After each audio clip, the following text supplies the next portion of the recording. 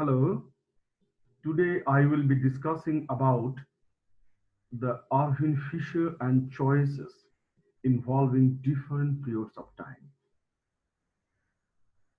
This is a theory of consumption. Today I will be spraying some light on Irving Fisher's theory of consumption. Okay, so in the Keynesian understanding of the consumption, I have found that the average propensity to consume will decline as income increases. As income increases, average propensity to consume declines. So what happens? There would be a secular stagnation. There would be secular stagnation. That means if there is an increase in income and consumption is declining, then there is a less investment. There would be a depression. Whatever is saved will not be utilized for the production purposes. So there would be a depression.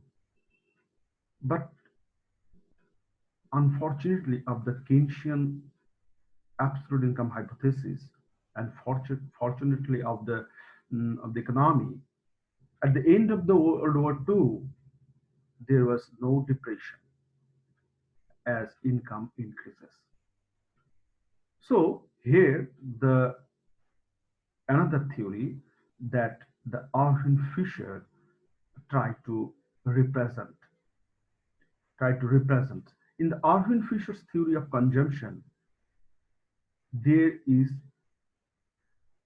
two periods. The consumption, as far as the Keynesian thought is concerned, consumption depends on the current period income. But according to Irving Fisher, on consumption, actually, there is two periods. There is two periods, the future and the present. On the basis, he tried to explain the consumption function. Now, look, the Fisher's model of consumption, in Fisher's model of consumption, there are two periods. One is Y1, another is Y2. Y1 is the income at period 1, Y2 is the income at period 2, and C1 is the consumption at period 1, and C2 is the consumption at period 2. And S is the saving at period 1 used for period 2, and R is the rate of interest that prevails in the economy. These variables, that is Y1, Y2, C1, C2, S, and R, all are real variables. Okay, all are real variables. Now, savings. What is savings? Savings is Y1 minus C1. That is income at period 1 minus consumption at period 1. This is the savings. Okay. Now, C2 equal to 1 plus R is plus Y2. 1 plus R, 1 C2 equal to 1 plus R multiplied by S plus Y2. So consumption at period 2, what is this? It is a consumption at period 2 is savings. If we split it, then we get S plus R S equal to 1 plus R within bracket S. This means this.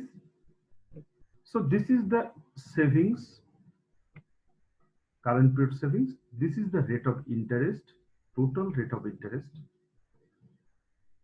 total rate of interest.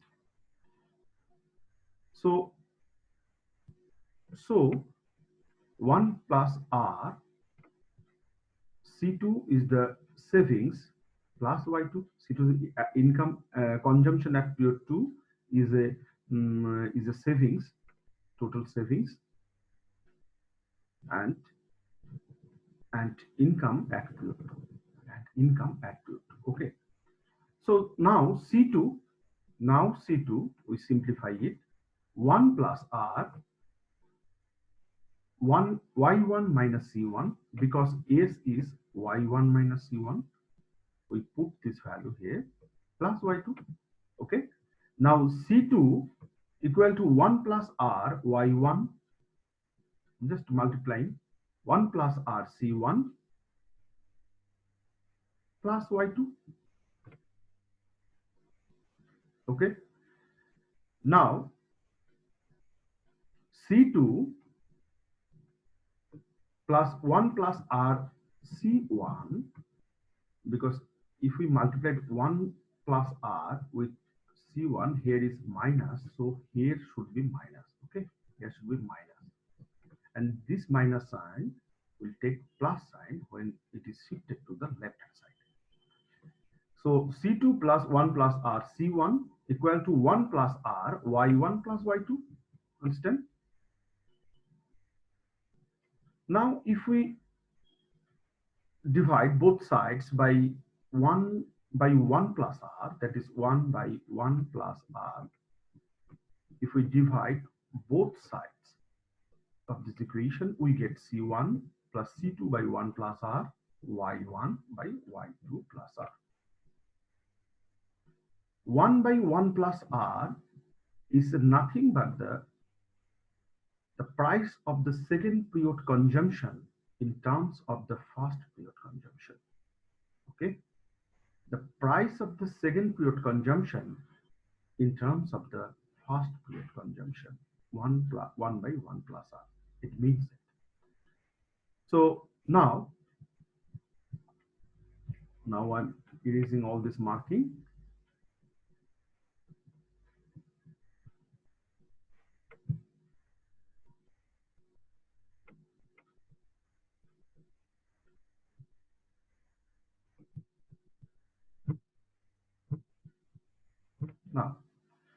Now Fisher's intertemporal budget line.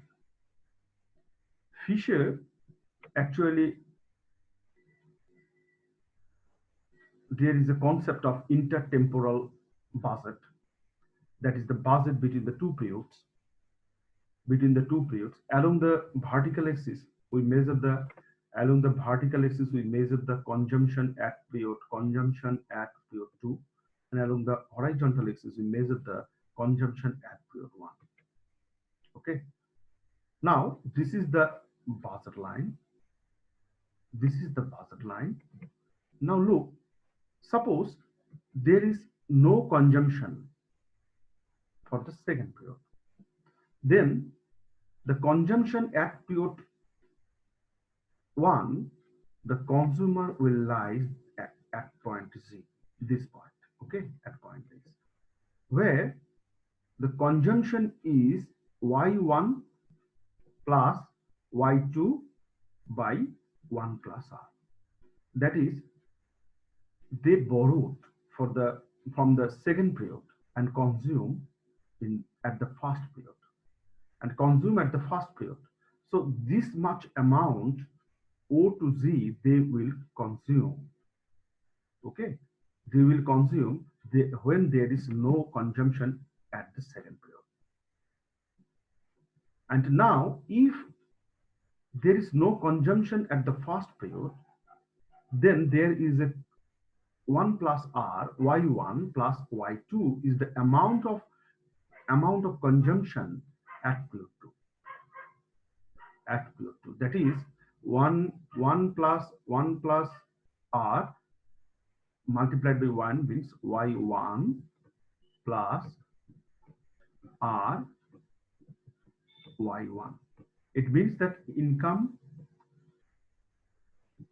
at period 1 and interest, whatever earned, is total interest R multiplied by Y1. This whole amount will be consumed at period 2.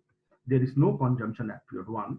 The consumer will lie on point E. Okay. So by joining E and Z, we get a curve. Now point F, what is the point F? Point F is a point where Y1 is equal to C1. That is whatever consumed, whatever is earned is consumed. Okay. If there is any consumption beyond this point, they have to borrow. The consumer has to borrow. Consumer has to borrow from the second period.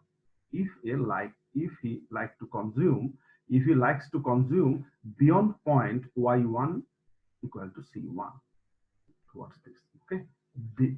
He has to borrow. And again, this is Y2 C2. That is whatever income is earned is equal to the consumption at period 2. So if the consumer likes to consume beyond point Y2 equal to C2, then he has to get money from the first period. Okay. So here is the curve. This is the E to F is the savings. E to F is the savings. This is the savings. 1 plus R Y1. If the consumer if a consumer likes to consume more, Y2 equal to C2, then he has to save from the first period. And if the consumer likes to stay between F and G, then he has to borrow from the second period. Then he has to borrow from second period. The borrowing amount is Y2 by 1 plus R. Okay. So here is the Fisher's intertemporal budget line. In the intertemporal budget line, there is two periods, period 1 and period 2.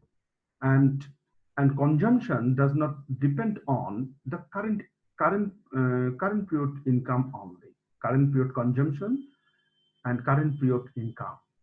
It is the Keynesian understanding. The current period consumption depends on the current period income. But the Fisher's temporal budget line of Fisher's understanding of the consumption function is that there is two periods, period 1 and period 2. There is a York time and there is a old age. So this is the Fisher's concept, and where there is this type of understanding we have from the Fisher's understanding of the consumption function. Hope you have understood this lecture over the Fisher's understanding of the consumption function. Thank you for enjoying my lecture.